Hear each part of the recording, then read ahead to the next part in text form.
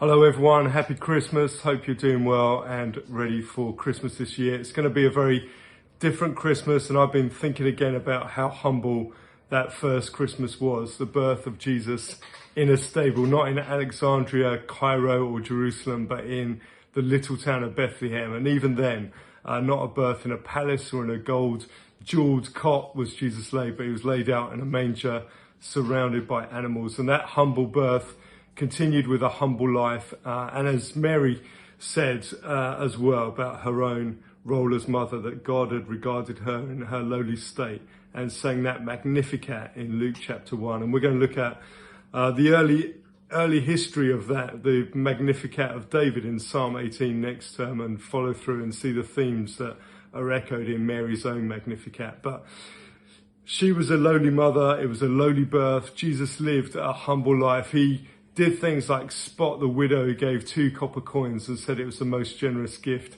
of the day. And then I read again Philippians chapter 2. I'd encourage you to read it again, just looking at how Jesus emptied himself, humbled himself, and became obedient to death on a cross for us. And how that humble Easter as well revolutionized the world and brought life to all of us in our lives. And then I started to think about how that's inspired us in many ways, and what it'd be like to, well, this Christmas is going to be a very humble one and simple one, because we're just in our households with 1 or 2 other families just for the day. So it's unlike any other thing that we've had, but we're going to enjoy that and be joyful.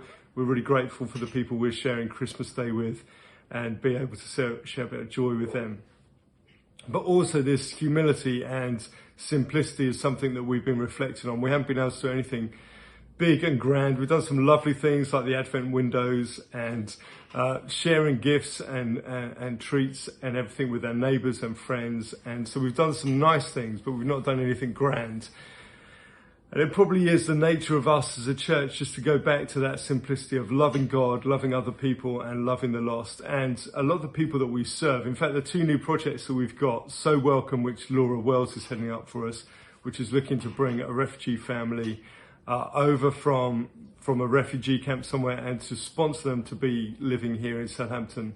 That project, and the other project, the winter support one that we're looking to set up with Lighthouse Church, to bring up to 8 people into a warm hall over the winter period rather than out on the streets. Both of those projects are for people whose lives are literally just in their suitcase or their rucksack, and they carry it around with them. And we have so many possessions, don't we? We were talking as a Connect group, what would it be like if we were only allowed 100 possessions or so many possessions, you know, how different our lives would be, how simplistic it would be. But actually the people that we're serving, that is their life. They've just got one bag with all of their stuff in. And as we come back to that humble Christmas, that simple Christmas, let's reflect on what does it mean for us to live a simple life, following God, not gathering all the possessions we can, but serving with our full hearts, with our heart, soul, mind and spirit.